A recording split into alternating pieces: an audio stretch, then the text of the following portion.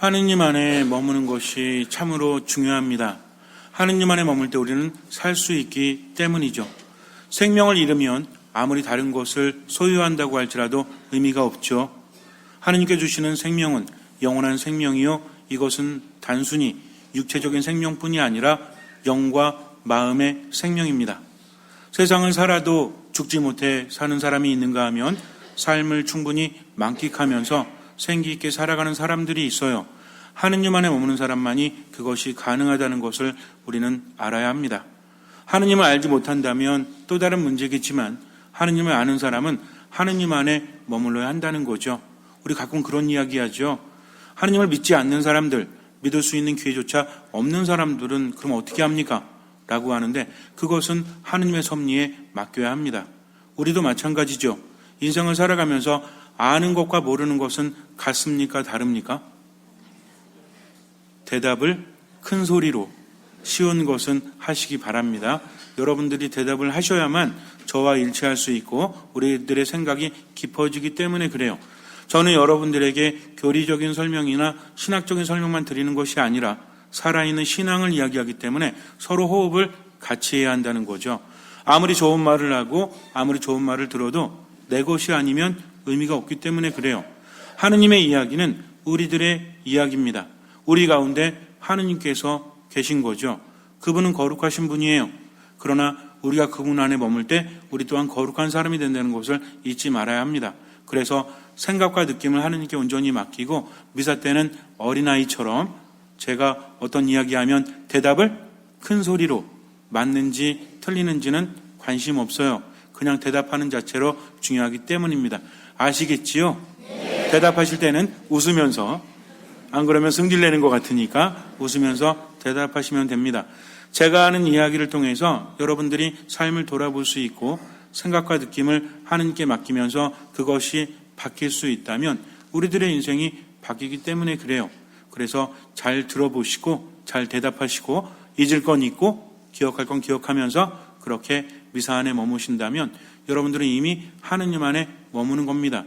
어쨌든 하느님을 모르는 사람들에게는 하느님의 이끄심의 섭리에 모든 것을 맡겨야 합니다. 근데 인생을 살아가면서 우리도 그렇죠. 차라리 몰랐더라면 어떤 사람을 안다는 것과 모르는 건 같아요? 달라요? 다를 수밖에 없죠. 안다는 것은 그 사람이 나에게 영향을 미치기 때문입니다. 어떤 사실도 마찬가지예요. 알면 돌이킬 수 없다는 거죠. 하느님을 모르는 사람과 하느님을 아는데도 불구하고 하느님 안에 머물지 못하는 것은 전혀 다른 차원의 이야기라는 겁니다. 우리는 어쩔 수 없어요. 이미 하느님을 알았기 때문에 그분 안에 머물러야 합니다. 하느님 안에 머물 때만이 우리가 생명력을 유지할 수 있기 때문에 그래요. 삶 안에서 느껴지는 모든 것들은 하나의 신호라고 했죠. 기억하시기 바랍니다. 나는 왜 승질머리가 이렇지? 나는 왜 이렇게 우울하지? 내 마음속에는 왜 이렇게 부정적인 것들이 가득하지? 이런 것들을 내 탓으로 돌리거나 다른 사람의 탓으로 돌리지 말고, 물론 미사 시간 우리가 내 탓이오 내 탓이오 하죠. 이건 다른 차원이에요. 하느님께 맡기면서 겸손하게 하는 거지. 제가 말씀드리는 건 뭐냐면 내 탓이라고만 인식하고 아무것도 바뀌지 않는 것, 그냥 원망만 하면서 신세한탄하는 그것을 말하는 겁니다. 그래서 내 삶 안의 모든 것들은 하나의 무엇이다? 신호다. 성격도 그렇고 인간관계도 그렇고 무엇도 그렇습니다. 그래서 신호라는 것은 뭐죠? 예를 들어서 불났다고 하면서 이렇게 화재 경보기가 울리면 뭐 하라는 얘기예요? 아니 왜 불이 났지? 누가 냈을까? 이 불을 낸 사람의 의도는 무엇일까? 곰곰이 앉아서 생각하면 어떻게 되죠? 다 죽어요. 그럴 때는 피해야 됩니다. 그리고 신고해야 한다는 거죠. 여러분들이 웃고 계시지만 실제로 우리 삶에 그런 문제들이 많아요. 헤어나오지도 못할, 해결되지도 않을 문제에 얽매여서 아무것도 하지 않는다는 거죠. 시간 낭비하면서 더 깊숙이 빠져들 뿐입니다. 그러니까 나아지지 않는 거예요. 내 안에 부정적인 것이 있다면 어떻게 하면 돼요? 고치면 됩니다. 그리고 새롭게 살아가면 된다는 거죠. 그런데 과거에 묶여서 헤어나오지 못하고 자꾸만 헤매이니까 문제가 해결되지 않는다는 겁니다. 그래서 우선은 시작은 어떻게 하냐면 내 안에서 일어나는 모든 것들은 하나의 무엇이다? 신호라는 거죠. 다른 사람과의 관계 안에서 일어나는 문제도 하나의 무엇이다? 신호라는 겁니다. 겸손한 사람은 신호로 받아들이고 하느님께 모든 것을 맡기기 때문에 그래요. 그래서 우리가 하느님 안에서 힘을 충분히 받고 세상에 나가야만 신호로 받아들일 수 있는데 그렇지 않으면 자꾸만 자기화를 시킨다는 거죠. 그러면서 문제가 발생합니다. 명심하세요. 내 삶에서 일어나는 것들은 다 뭐다? 신호다. 또 한 가지는 조급하게 서두르지 마라. 멈춰서 바라볼 수 있어야 한다는 거죠. 나 혼자 바라보고 깨닫는 것이 아니라 누구와 함께? 예수 그리스도와 함께 바라본다면 그때부터 달라지기 때문입니다. 사람의 인생이라는 것은 보이지 않는 것이 보이는 걸 지배해요. 그렇지 않습니까? 다른 사람에게는 보이지 않지만 내게만 느껴지고 내게만 생각되어지는 것들이 있죠. 이런 것들이 삶을 지배하지 않아요. 아침부터 고민에 휩싸이면 다른 사람들은 몰라요. 그냥 뭔가 골몰이 생각하고 있구나. 이것만 느낄 뿐이죠. 그런데 그것이 내 삶에 영향을 미칩니까? 안 미칩니까? 미친다는 거죠. 그래서 인간의 삶에 있어서 가장 중요한 게 뭐냐면 두 가지인데 하나는 생각이요, 하나는 느낌이에요. 이 두 가지가 제대로 서고 건강하면 우리 행복할 수 있어요. 우울함, 이것도 기분, 느낌의 문제죠. 생각이 부정적으로 된다? 이런 생각들이 느낌에 영향을 주고 느낌이 생각에 영향을 주니까 내 안에서 괴로운 겁니다. 그러다 보니까 대인관계가 원활하게 이루어질 수 없다는 거죠. 내 안에 부정적인 것들이 가득 차 있는데 다른 사람에 대해서 호의적일 수가 없지요. 긍정적일 수가 없어요. 그러니까 나도 모르게 분노가 튀어나오고 우울함이 튀어나올 수밖에 없다는 겁니다. 그래서 내 기분과 생각까지도 하느님께 맡기고 멈추어라. 그리고 바라보아라는 거죠. 그러면서 뭐합니까? 귀를 기울여라. 이 이면에 있는 소리가 무엇일까? 지금 이 순간 하느님께서 나에게 어떤 말씀을 하실까? 이거 잘 깨닫고 체험하게 되면 인생이 바뀝니다. 어떤 사람은요, 평생 화를 내는 것이 아니라 분노의 지배를 받는 거죠. 어떤 사람은요, 늘 우울함의 지배를 받는 겁니다. 어떤 사람은요, 뭘 해도 자신이 없어. 그러니까 생각하면서 에너지 다 써버리고 실제로 행동을 하지 못한다는 거죠. 이런 것들이 다 뭐의 문제예요? 생각의 문제고 기분의 문제라는 겁니다. 그래서 성당에 들어올 때는 기분도 생각도 다 하느님께 맡기고 온전히 어떤 마음으로? 우리가 보통 미사할 때도 그렇고 기도할 때도 그렇고 말씀 묵상할 때도 그렇고 분심 들지 말라고 하죠. 근데 분심은 내가 애써서 들게 하는 겁니까? 아니면 내 의지하고 상관없이 드는 겁니까? 어떤 거예요? 나 분심 속에 빠져야지 하면서 자꾸만 상상의 나래를 펴는 게 분심이에요? 아니면 분심에 빠지면 안 되는데 마음을 잡아야지 하는데도 자꾸만 마음이 혼란스러운 게 분심이에요? 첫 번째예요? 두 번째예요? 두 번째라는 거죠. 분심을 내려놓는다? 불가능합니다. 내려놓을 수 없다는 거죠. 그런데 여러분들 백색 소음이라고 아세요 혹시? 백색 소음? 그럼 혹시 이런 거 아십니까?